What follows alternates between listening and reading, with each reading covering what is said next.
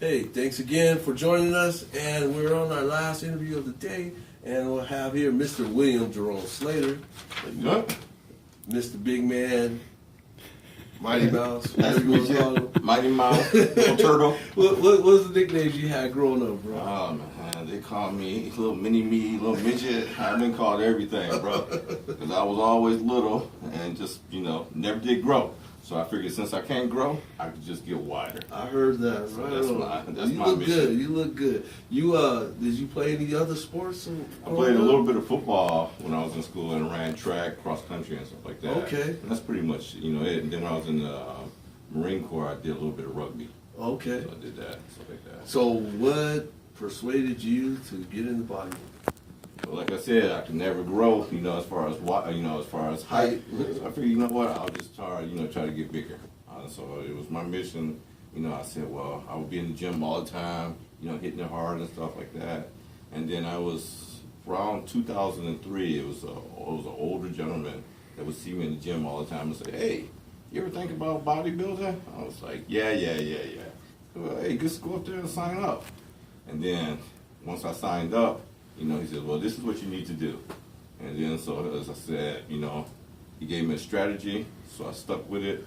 And then after that, my first show, I ended up, winning, to San Francisco. And then I went to Oregon, did that feather, I think it's the feather, it was a show up in right there in Oregon. I won that one that next month. Then I went to, I came in Sacramento and won that show in my Division 2. Wow, that's got to be inspiring. So it was just like after that, it was yeah, just like, you was on the high there. yeah, so it was just like I wanted to win. And then so it was that year later, I went to, to the USA. And so after USA, I made the top 5 over at USA. So and then after What year was that? That was 2004. Wow. I've been doing this for a while, stuff like that. Well, I mean, to go from, you said it was 03? Yeah, 03. And then I went back and, yeah. Dang, you was doing some things back So, then. yeah. So you did the San Francisco in 03. Yeah. How was it back then? It was The show. Because I mean, like, my first time doing the San Francisco show was back in '95.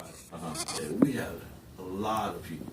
I mean, and it was just bodybuilding. It wasn't, physique. It wasn't bikini and all that. Well, it was, and it was a long show. But now, it seems like a lot of guys are shying away from bodybuilding. Yeah, and transitioning into like physique. Right. Well, now you got classic physique, which I like that because it's bringing it back to the sport Yeah, again. Because it seemed like at one point everybody was leaving, to go into physique and stuff like that. Right. So what physique came out like 2009? Yeah, like and so it was like bodybuilding, like it was starting to decline and stuff like that. So a lot of guys, it was a way of them to go to the gym and just work on their upper body.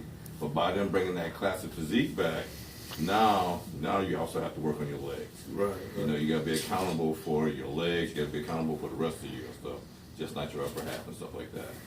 So that was, I'm glad that's starting to come back. But I mean, even like some of the physique guys were starting to look like bodybuilders. Oh yeah.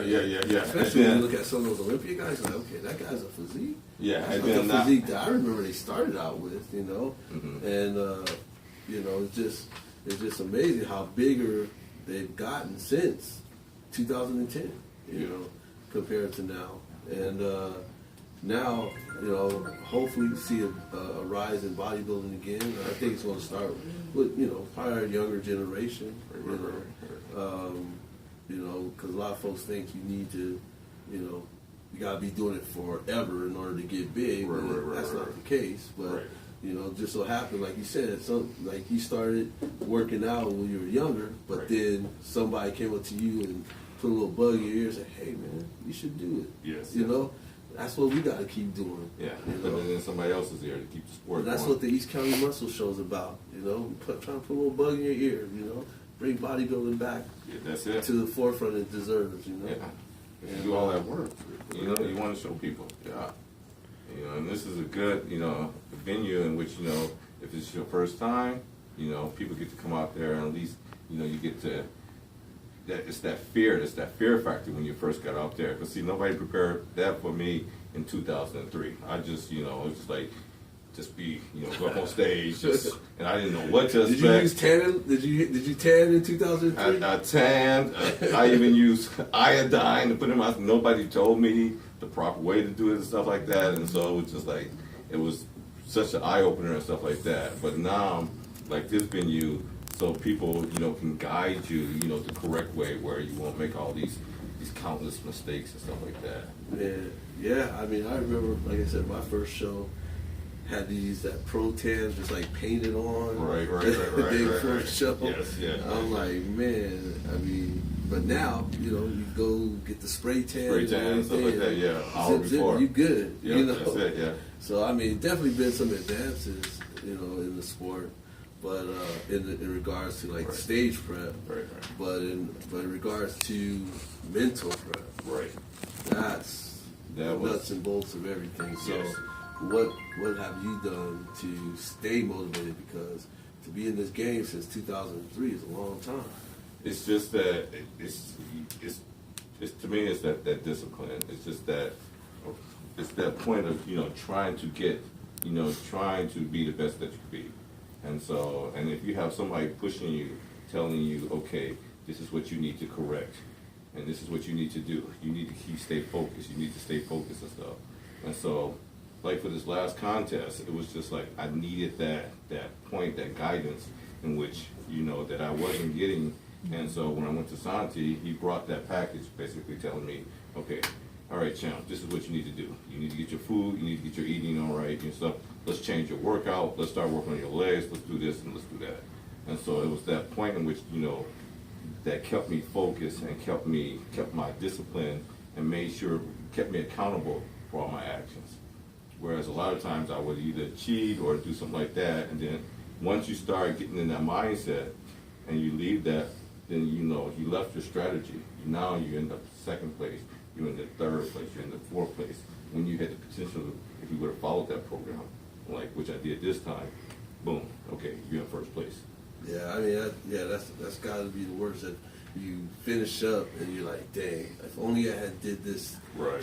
Followed this, followed the game plan to the T. Right. Results would have been different. Yeah.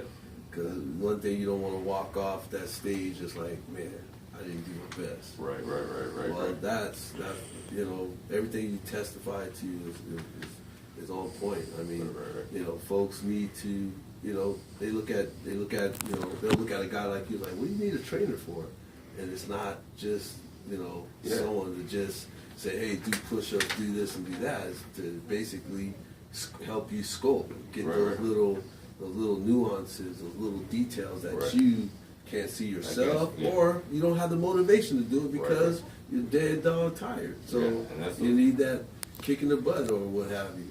Yeah. So, there's definitely, a place for coaching when it comes to training, competitively, or just personal. And look at this guy. He's a specimen. I know you've seen him around. But yet to get to that next level, he had to seek out some expert advice, and he received it. And if you go to the East County Muscle Facebook page, you'll see a picture of William on there. Also a picture of his trophy that he won at the Masters National. And man, he looked phenomenal. His back, the detail in his legs, all that came out. And what that comes from: dedication, commitment, and motivation. So right on, man. Well, hey, thank you for coming out. Thank you very much. And what's on the menu for next year, 2017? Basically, what I'm trying to do is I'm still working with Santi. I'm also working with my team. I got Daniel, and I also got Danica, and so we're all pushing each other and stuff. And then what they're doing, helping with, I would say, my whole team and my coach. It's like what I want to do is that it seems like the only thing that's so evasive is that pro card. I want that pro card. Gotcha. So I'm trying to go to that next level. If I need to go up on weight, so right now I'm trying to put a little bit more mass on. And then after that, then we're gonna, trim and stuff like that. But what's my primary goal is to get the pro card. All right. And so I got my team right there supporting me. Dan, and I got Danica. So everybody's there. I got my coach for my guidance, my strategy. Right on. So as long as I stick with that, I think I can achieve that. Right on. Well, good luck, brother. All right. And I hope to be Then. there to cheer you on. Okay then. All right. Coach Power 42, Mr. William Slaghter, Max Muscle Brentwood. Have a nice day.